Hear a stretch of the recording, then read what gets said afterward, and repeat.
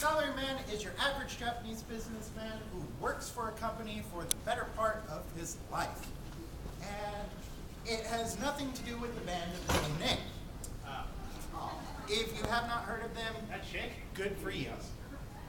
So there are lots of them in Japan that is still overwhelmingly the majority of the workforce has this salaryman type position. In America, when we think of the term salaryman, we tend to think of like this cog in the machine kind of working for a faceless corporation. And in Japan, things weren't always seen this way.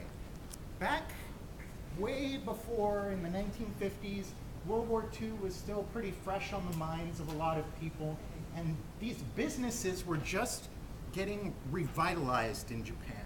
This kind of office desk job was seen as a shortcut to paradise. I mean, you could achieve very quickly this kind of very comfortable middle-class lifestyle, and there was lots of money in it. So this entire generations of people were brought up thinking that the way to go, the way to achieve in life was to get this kind of desk job.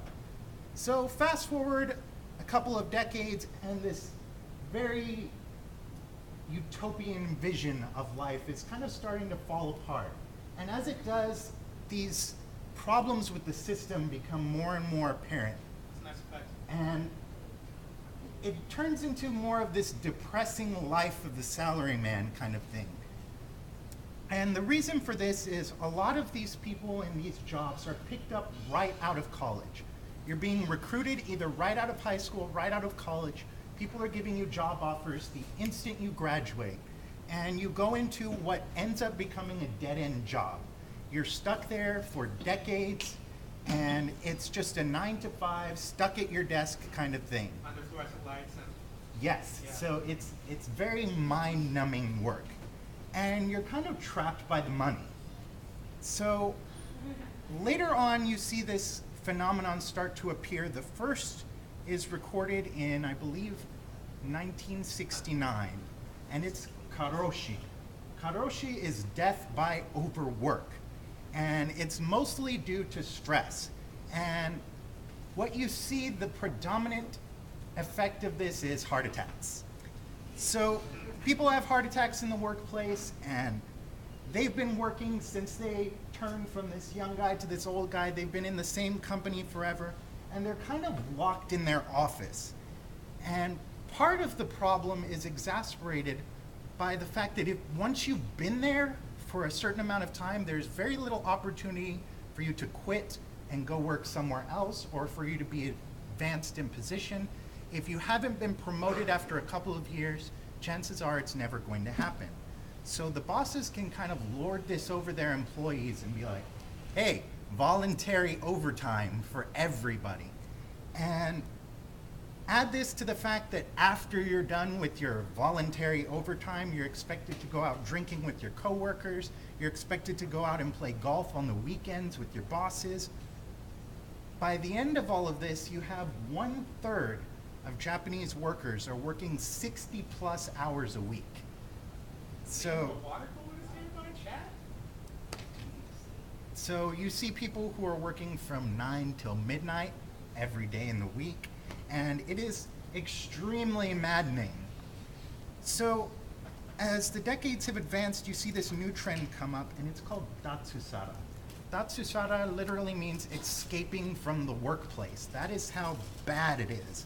So a lot of these workers are quitting, and they're finding new jobs in really weird fields. Some of them are turning to art to express their frustration. Other people have gone into freaking farming because it is better than working in the office space. That's why Harvest Moon is so popular. And the other way that you see a lot of these workers coping is they become what are known as otariman. Otariman are otakus at home and businessmen at work. And this has actually become so pronounced that it has its own anime. It is freaking great. Y'all should watch it. So the good news is that people are figuring out that this system doesn't work anymore, and they're getting more traditional Western style jobs that are based not on how long you've been in the company for promotion, but by how good you are at your job. So slowly things are starting to reform and people are rejecting this salaryman lifestyle. So good news. And speaking of news, we have a lot of very interesting news stories this week. The one I'm most excited about is League of Legends is working on the new ranked queue system. And with this, they're hoping to eliminate a lot of the frustration that currently comes with playing the game and hopefully make things a little less toxic for everyone. And in different news, new game, Titanfall, is debuting a lot of its multiplayer systems, including what is being described as persistent AI. So what they're saying is when you hop into a match, it's going to be you and 12 other people and maybe 20 or 30 different AI bots. The bots focus on fighting each other, and they're basically fodder for you to mow through on your way to getting to the more interesting fights between you and other players. So you will be able to constantly have that feeling of being able to mow down legions of people while avoiding that feeling of constantly being killed by other players because you suck.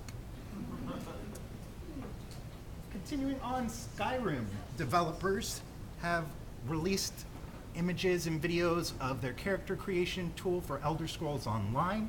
It looks really robust. They've avoided a lot of the tropes of character creation from previous MMOs. There's a ridiculous amount of customization available. Everything from the width of your shoulders to the size of your hands to the placement of your nose. It's not quite Oblivion levels of ridiculous character creation, but it is very versatile. Meanwhile, Assassin's Creed 4 continues to build up hype for its release.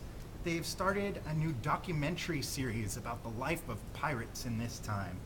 And a lot of it concerns some of the developers going out and shooting things. And if you have never watched French people fire old guns, this is a good opportunity to do so. And meanwhile, as Microsoft continues to overhaul its Microsoft Points system into a real money system, they have announced a partnership with Coinstar. So you're now going to be able to take all your loose change that has been accumulated to a Coinstar machine and come out with Xbox credit. So no news as to how many machines are going to have this feature. They're debuting it in the Northeast around Boston and New York. So we'll see how it goes from there. In Kingdom Hearts news, the directors have announced their feelings about the PS4 and the way the engine works, and Tetsuya Nomura has said that the system has too much power. He does not know what to do with all the extra power that the PlayStation 4 offers. So right now, he said they're just concentrating on reaching the perfection of all the previous systems they've used, and as they get closer to the release date, they'll introduce some of the more gimmicky features of the PS4, like the back touchpad and things like that. Yes, it's slick. I need to watch it. Pokemon X and Y has sold a ridiculous number. They sold 4 million copies in 2 days, making it the fastest selling 3DS game ever. And if it keeps pace, it will very quickly outpace every other 3DS game that has been released so far. What are the chances they catch more GTA 5? Pretty good. So this is just the first 2 days of sales, so we'll wait and see what the first week and later what the first month's data has to say. The new Madoka Magica film is coming to San Antonio December 8th. It's going to be premiering in Alamo Drafthouse cinemas across the city, just 2 days after the US release. And in other news, we have the fail of the week. This week's fail goes to British tabloid magazine The Sun for doing this.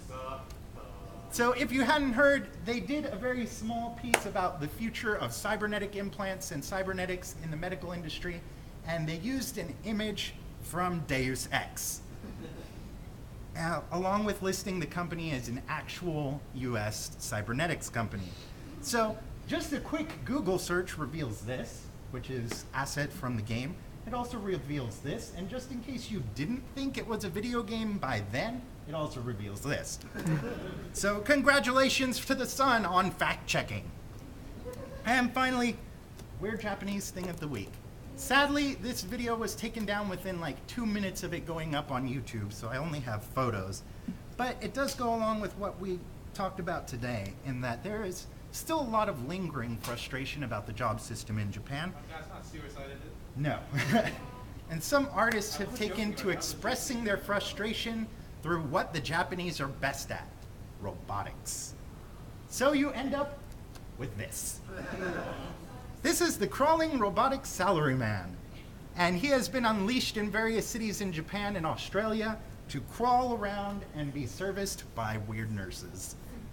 So I have no idea what this is supposed to mean, but the artist says it is a symbol for the struggle of the Japanese worker, and I just think it's really freaking weird. So that's it for the week.